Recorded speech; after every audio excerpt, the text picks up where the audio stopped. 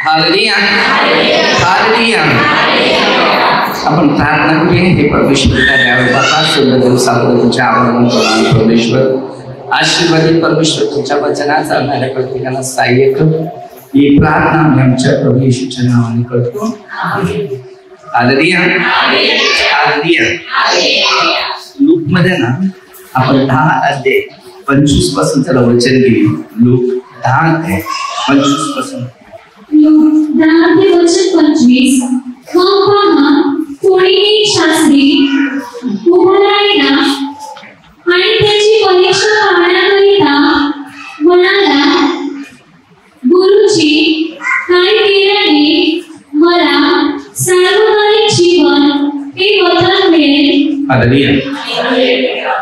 आज तुम्ही आणि मी हे पवित्र शास्त्राचे वचनाद्वारे बरेचसे अर्थ आहेत, बरोबर.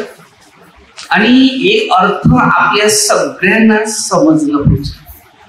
हेच वचन 10 वेळा जरी आलं तरी 10 प्रकारचे 10 अर्थ असतात. आता सार्वकालिक जीवनाविषयीचा जर जेव्हा आपण एक विचार करतो तर त्याला एकाच देवावर श्रद्धा आणि विश्वास ठेवावा.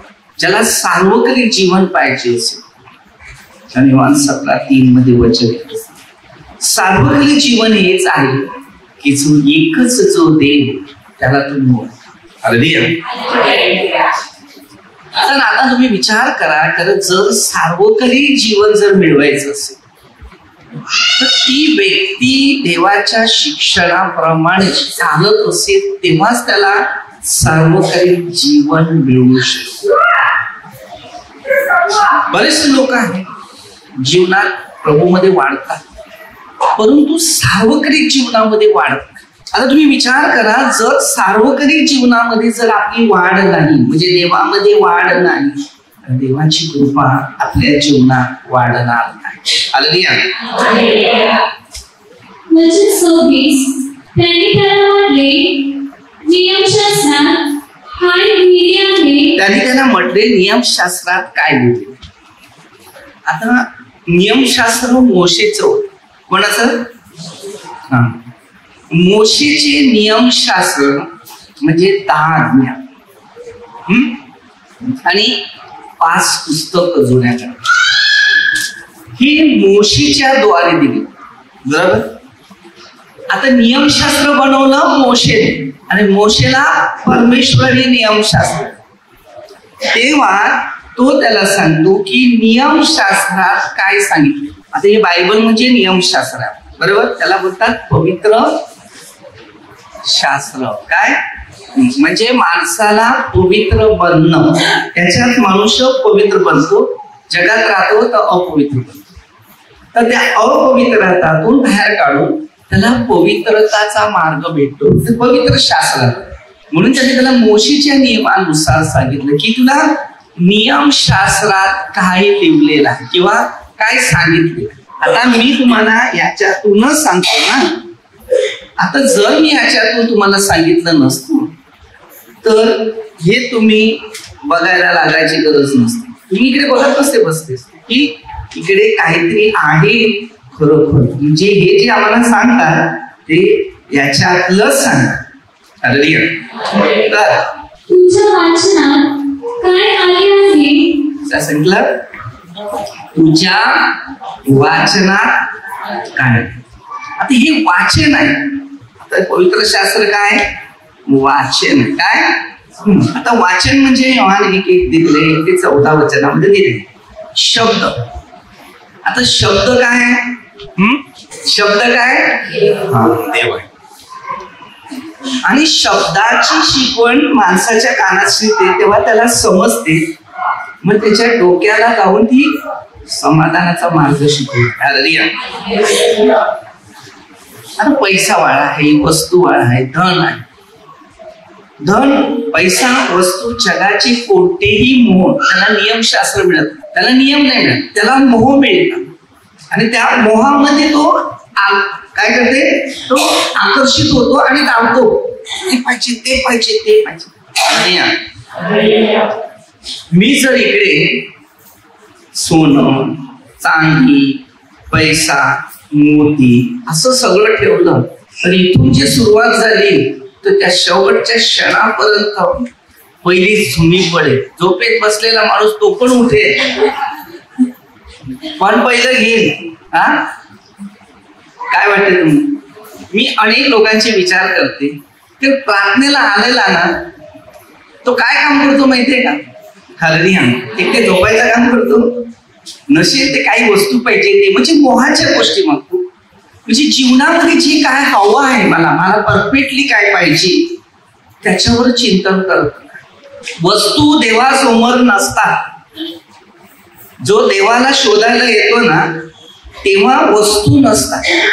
आता तुम्ही तुमच्या माहेरी गेले आईला भेटायला का वस्तूला भेटायला जातात? आई कशी आहे ग? मग ती सांगेल मी बरे ग बरे. तू कशी आहे? बरे. तिला शांती येते की नाही? तुम्हाला पण शांती येते की नाही?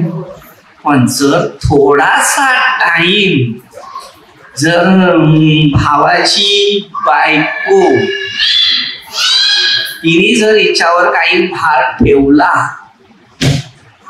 तर सगळं बरं आलेलं त्या सुनेपासून सगळं बेकार होत. म्हणजे तिकडे खोटं सुरू होते. बरोबर? हालेलुया. मग तुझी सासू ग, माझ्या सासूला मी शेंड्याला घेऊन फिरवतो. तिच्या आईला ती पण भावाची बायको शेंड्यालाच घेऊन फिरते. बरोबर का? नियम बरोबर आहेत की नाही? तिला जे नियम होते तेच तुला पण नियम आहे.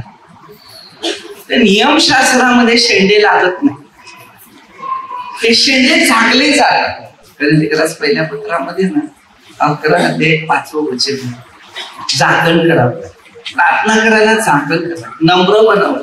तसंच आपल्या डोळ्यासमोर जे पाप आलं ना तेव्हा हे झाकण ठेवावं लागतं. तेव्हा नियमशास्त्राची खरी ओळख आम्हाला भेटते. थोडीशी झोप नाही टाकली तत्पर्यंत माणसाची झोप उडणार. बरोबर? बरोबर की नाही? कारण ही रोजची तुमची सवय आहे. कसली? शॉक लागतो मग त्याला. परमेश्वराने नियमशास्त्र दिले त्या नियमाप्रमाणे आहे. आता तुम्ही विचारणार मोशेला 10 आज्ञा दिली, दुसरी आज्ञा होती देवाचं नाव व्यर्थ घ्यायचं. बरोबर? आता तुम्ही इकडे प्रार्थनेला आल्या का झोपायला आल्या? मग काय घ्यायला पाहिजे? मग व्यर्थ नाव घ्यायला पाहिजे. हालेलुया. तर हा प्रश्न आपल्या सगळ्यांना त्या नियमानुसार शिकता आला पाहिजे किंवा आत्मपरीक्षण करता. हालेलुया. देवाने बरेचसे बायबलच्या मुद्द्यानुसार दिलेल्या गोष्टी. आता हा सगळ्या आज्ञा पाळत होता. तुम्ही पण सांगा मी प्रार्थनेला येतो सगळ्या आज्ञा पाळतो पण माझी इच्छा पुऱ्या होत नाही. सगळ्या आज्ञा पाळणाऱ्यांना इच्छा लागत नाही, तर देवाची इच्छा नाही. जो देवाच्या आज्ञा पाळतो ना तर देवाच्या इच्छेवरच त्याच्या इच्छा होतात, आपल्या इच्छा नाही. समजलं? आता आम्ही आमच्या इच्छा नाही मांडू शकत, कारण आम्ही आमच्या इच्छा करायला गेलं तर देवाची इच्छा आम्ही पुऱ्या करणार नाही. तुम्ही तुमच्या इच्छा पुऱ्या करायला लागल्या तर देवाची इच्छा पुऱ्या करणार. मग देव तुमच्या इच्छा कशा पुऱ्या करणार? हालेलुया. तर हे धनाविषयी दिलेलं आहे त्यांनी. हालेलुया. तर मत्तेमध्ये ना 6:19 ते 21 वचनामध्ये काहीतरी आपल्याला धनाविषयीची ऐतिहासिक गोष्टी दिली. आता जर बघा मी तुम्हाला सांगितलं ना इकडे चांगले चांगले कपडे टांगून ठेवले न जर सांगितलं याच्यातले पाहिजे ते घ्या तर तुम्ही काय करते? सगळ्या शेवट जातील का सगळ्या पुढे जातील? माझं उठले वाटते. ऐकायला नव्हतं आला, आता ऐकायला. ठीक आहे हे मान्य देतो मी. हालेलुया. पण देवाजवळ जर जायचं असेल तर सगळ्या शेवट येतील, सगळ्या शेवट येतील का सगळ्या पुढे जातील? हालेलुया. मनुष्य इथेच थांबतो. बरोबर? रेशनला जर लाईन लावायची आहे, बरोबर, 20 किलो तांदूळ भेटणार आहे तर सकाळी किती वाजता उठून जातील? 9ला जर रेशन उघडलेलं आहे तर कितला पोचतील? 7ला ना. 2 तास अगोदर. हालेलुया. पण देवाजवळ यायचं असेल ते 2 तास मागे. त्या लेवी 16:2 मध्ये ते लेट गेलं तरी चालेल, कारण आमचा मित्र आहे ना येशू ख्रिस्त. योहान 15:13. माझं येशू मित्र आहे, माझा वशिला लागतो तिकडे. काय म्हणता नाही तुम्ही जा, बस मी येतो. शैतान आपल्याला पापामध्ये ठेवतो, समजलं? म्हणून सार्वकालिक जीवन जे असते ना ते शोधावं लागतं.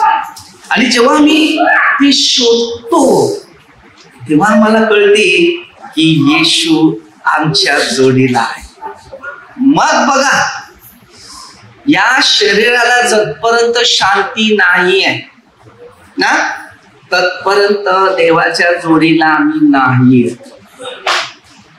जर या वस्तूच्या गोष्टीविषयी, हालेलुया, वस्तूच्या गोष्टीविषयी, हालेलुया, समजलं,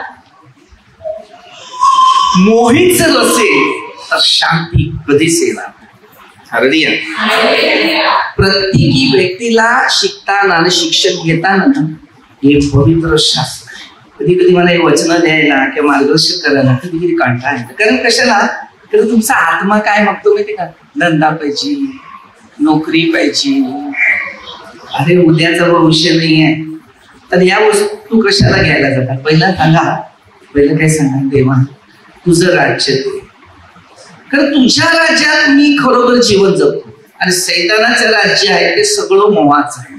आणि मोहित राज्यामध्ये जेवढे प्रवास करतात तेवढे टेन्शन मध्ये. मी लोकांना एकच शिकवतो की सगळ्यात सुखी पाहिजे असेल आणि सगळ्यात समाधान पाहिजे असेल तर जगाच्या सगळ्या मोहापासून बाजूला व्हा आणि देवाने जे काही शिकवलेले ना त्याच्याकडे लक्ष लावायला सुरुवात. मग जे पाहिजे ते मागायला न लागणार. 2 शरीरामध्ये निर्माण होतात इच्छा. कोण? एक सैतानी आहे, एक परमेश्वरची इच्छा. सैतान तुम्हाला एक प्रेरणा देतो की मोहित गोष्टी, मग त्या मोहात पडून शरीराविषयी होता. आत्मिक गोष्टीकडे. आत्मिक गोष्टी काय असतात? देवाविषयी मनन चिंतन, पूर्ण देवाच्या सहवासात. मग तुम्ही कोणताही चमत्कार बोला तिकडे होईल. कोणत्याही समस्या तुमच्या जीवनात आहे, बरोबर, त्या कोणाच्या उजव्या बाजूची शीर दुखते मानेची, आता तुम्ही स्वतःहून तयारी व्हा. आम्हाला तुमच्यासाठी घडवलंय, आमच्यासाठी नाही, बरोबर. हालेलुया. कोणाचं हळूहळू छोटस म्हणजे थोड्या प्रमाणात डोकं दुखते. जसं तुम्ही प्रभूच्या मार्गात राहतील ना तसं प्रभू तुम्हाला त्या मार्गामध्ये, समजलं? कारण प्रभूचे मार्ग सर्व व्यक्तीला दिसत नाही. मला सांगा, तुमच्या एकाला तरी देवाचे मार्ग भेटलेत का? भेटलेत? नाही भेटले. भेटलेत? नाही भेटले. जर देवाचे मार्ग भेटले असेल तर देवाच्या मागे लागते. देवाचे मार्ग ज्याला भेटले तो देवाच्या मागे लागतो. त्याने उत्तर दिले, काय सांगते? तू आपला देव परमेश्वर याच्यावर संपूर्ण मनाने, संपूर्ण जीवाने, संपूर्ण शक्तीने, संपूर्ण बुद्धीने. त्यांनी ना असं सांगितलं, धंद्यावर, पैशावर, खाण्यावर, मुलावर. ते 10 अध्यायामध्ये 37 वचन, माझ्यापेक्षा आई बापा मुलावर प्रेम करतो योग्य. पहिलं प्रेम देवावर. तुम्ही विचार करा, या जगाच्या सर्व गोष्टी. एक उदाहरण देतो, म्हणजे एक मुलगा जवानात जेवण मुलगी असते, बरोबर, एकमेकावर खूप प्रेम करतात. पहिलं लग्न व्हायचे, लग्नानंतर केवढं प्रेम वाढते, ठोसे वाढतात, भांडणं वाढतात, नफरत वाढतात. कारण काय? कारण तुमचं ते खरं देवाचं जोडलेलं प्रेम. हालेलुया. त्या पाठीमागे वस्तू आहे आणि या वस्तू मागे मनुष्य मोहित आहे प्रभूमध्ये. त्या योजना ज्या आहेत ना, त्या योजना कोणताही मनुष्यामध्ये हालेलुया कमजोर पडणार नाही. हालेलुया.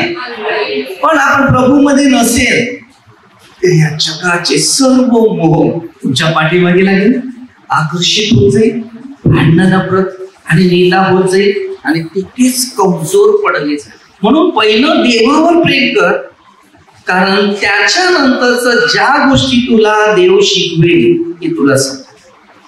कारण देवाचं जे प्रेम आहे मी तुम्हाला सांगतो की एक उत्साहित आहे. जेवढं मी देवा मागे धावत केलो इकडे तिकडे तिकडे तिकडे, इतका उत्साही करा. कारण जेवढे लोक भेटत गेले त्याला जेव्हा सुवार्तेचा प्रचार करत गेला तेव्हा ते उत्साहित झाले, आनंदित झाले, आशीर्वादित झाले, अभिषेकाने भरले गेले. हालेलुया. कारण चांगलं करण्यासाठी त्याला बोला. हालेलुया. कारण देवाने मला जबाबदारी दिली. एक आजी 2-3 दिवस अगोदर ती घरातून कुठे निघून गेली, कारण तिला काही समजत नाही. शोधता मला 3 वेळा फोन आला, मला घाबरू नका, ती भेटेल, शोधा म्हणजे सापडेल, ठोका म्हणजे उघडेल. तर जा शोधावर भेटेल. हालेलुया. आणि ती सापडली.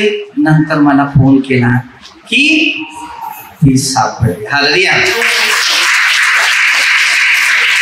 अशा काही गोष्टी आहेत. आता ती घरातली माणसं पण आम्ही हरवल्या पापामध्ये, शैतानाच्या हातामध्ये.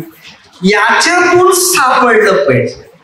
अशी वस्तू हरवलेली ना तीची मिळू शकते शोधून, पण आम्ही कधी भविष्यामध्ये हे शोधत नाही की आम्ही किती पापांमध्ये हरवलेले आहे, गुरफटलेले आहेत, देवापासून कितीतरी प्रकारे आम्ही दूर गेलेले. तर मला शोध केला पाहिजे.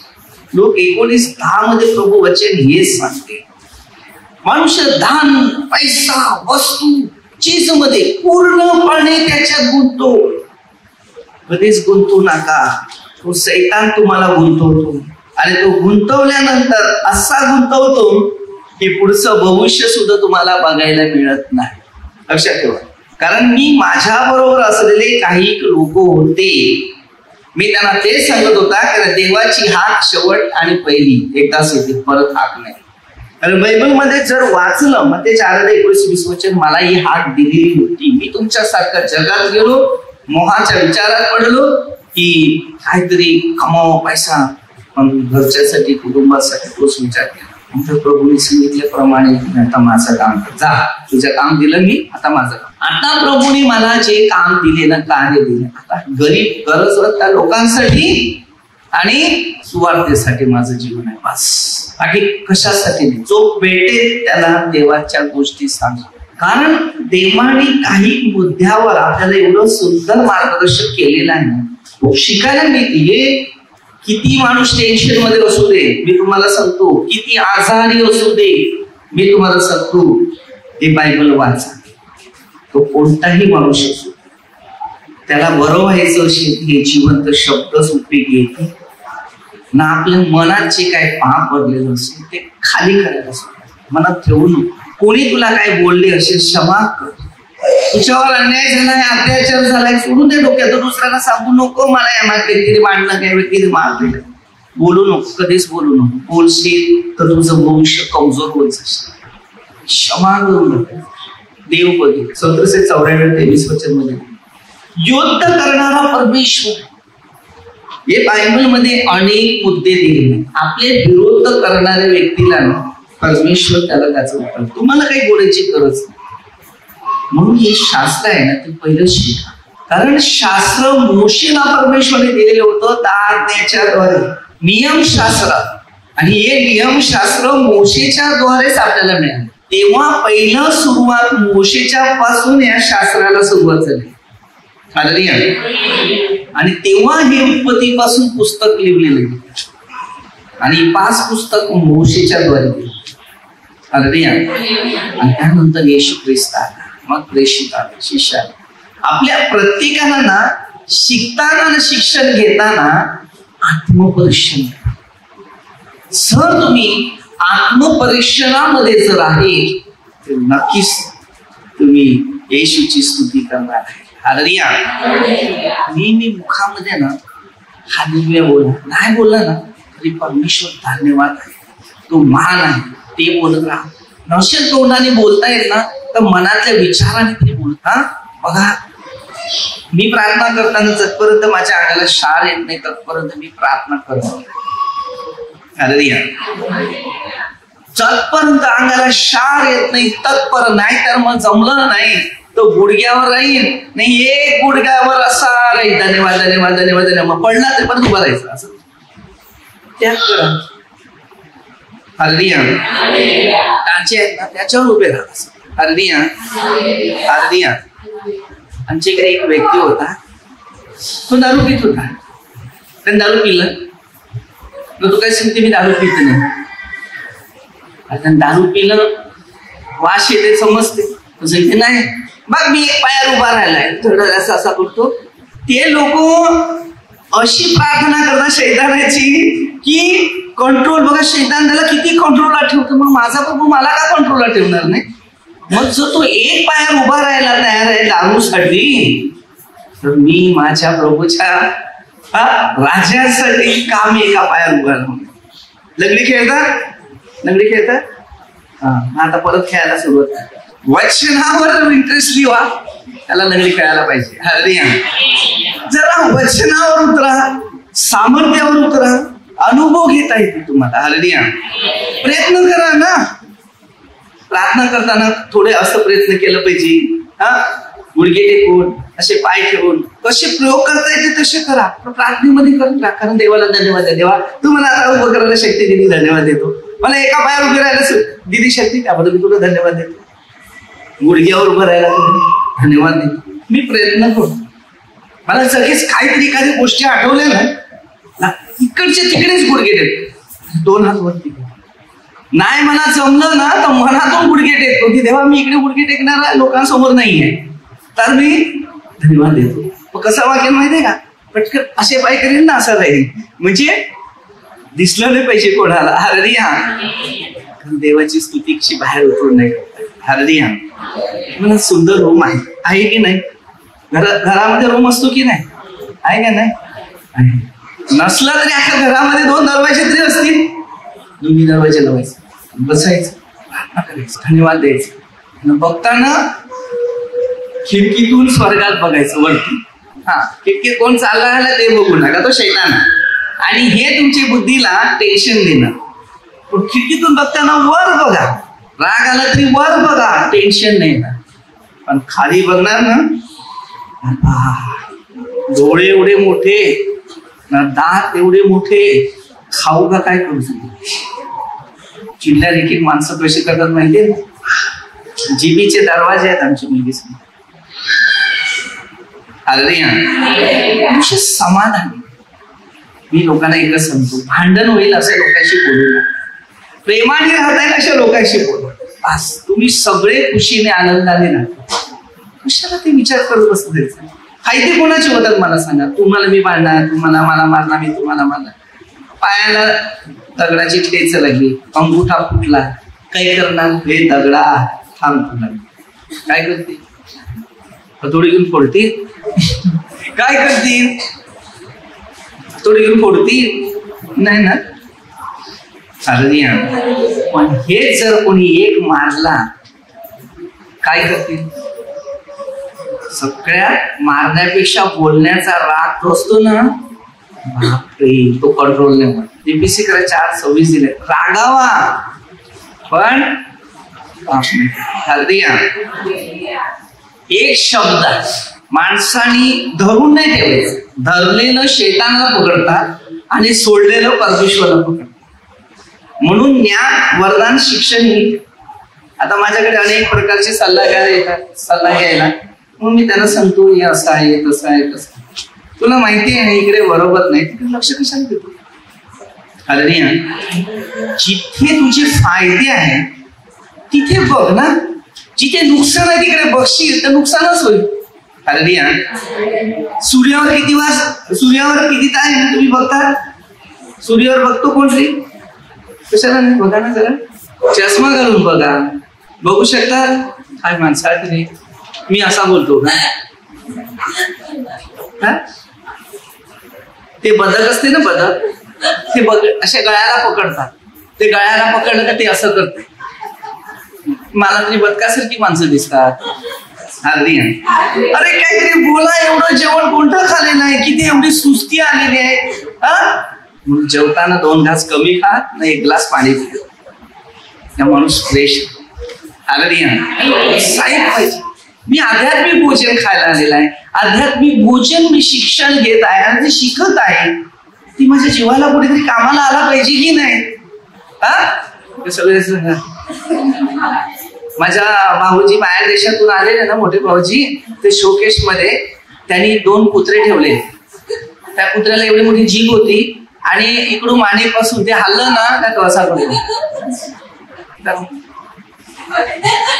तर मला असं वाटतं की ती माणसं अशी झाल्यात का काय केल्या? सजीव आहेत का निर्जीव आहेत? सजीव नाही ना. अरे सजीव काय आहे का निर्जीव आहे? लोक 19:40 वचन दिले, तुम्ही गप्प राहिले ते धोंडे ओरडतील. काय बोलला? तुम्ही गप्प राहिले तर लक्षात ठेव. म्हणून बायबल खूप मुद्द्यावर आहे. वेळ, तर वेळेचा आपल्याला नेहमी उपयोग करायचा आहे. कारण बघा, कारण देवाने शिकवलेले जे मुद्दे आहेत, सार्वकालिक जीवन ते शोधा. कारण स्वर्गाचं जीवन सगळ्यांना मिळत नाही. आणि योहान 6:44 मी त्याची इच्छा केली, शिवाय तुम्ही इकडे येऊ शकत नाही. आता आलेलं आहे ते तुम्ही स्वतःहून त्या वचनाचं पालन करावं.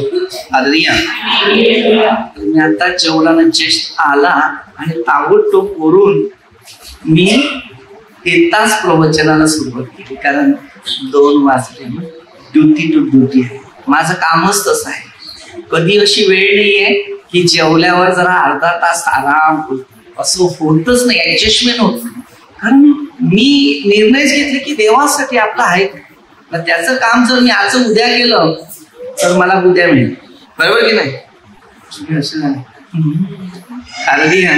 उत्साहित व्हा की नाही? जेवले ना तुम्ही? काय झालं? अरे दानियेलनं डाळ खाल्लं तर ज्ञान वाढवलं, आणि या लोकांनी डाळ खाल्लं तर ज्ञान कमी केलं. का प्लास्टिकची डाळ खाल्ला? प्लास्टिकची डाळ खाली. मग कोणती? दानियेलने 3 महिने खाल्ली आणि ज्ञान वाढवलं. 1 दिवसाचा 1 टाइम डाळ खाल्लं तरी टेन्शन आहे. डाळीची भाजी केली तर बापरे लगेच आली आजी.